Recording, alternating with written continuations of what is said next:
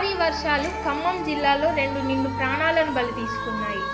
నిన్న ఖమ్మం జిల్లా నుండి ఉదయం కారులో బయలుదేరిన తండ్రి కూతురు మోతీలాల్ కుమారి అశ్వినీలు మర్రిపేడ మండలం పురుషోత్తమయ్య గూడెం వద్ద ఆకేర్ వాగులో కారుతో సహా కొట్టుకుపోవడం, సాయంత్రం అశ్విని మృతదేహం, ఈరోజు ఉదయం మోతీలాల్ మృతదేహం లభ్యమైంది.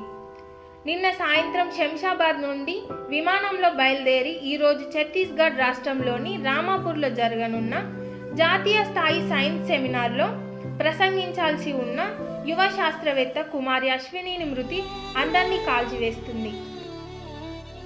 తాము వాగులో పడిపోయామని, మెడలోతు నీళ్లలో ఉన్నామని బోరున విలపిస్తూ సమీప బంధువులకు ఫోన్ చేసిన తండ్రి కూతురు మరి కాసేపట్లో ఇద్దరు ఫోన్లు స్విచ్ ఆఫ్ అయ్యాయి. వాగులో కారు కనిపించకుండా పోయింది. పోలీస్ అధికారులు, సిబ్బంది ముమ్మరంగా గాలింపులు చర్యలు చేపట్టినా లాభం లేకుండా పోయింది. అశ్విని మృతదేహాన్ని కారును నిన్న బయటకు తీసిన పోలీసులు ఈరోజు మోతీలాల్ మృతదేహాన్ని గుర్తించారు.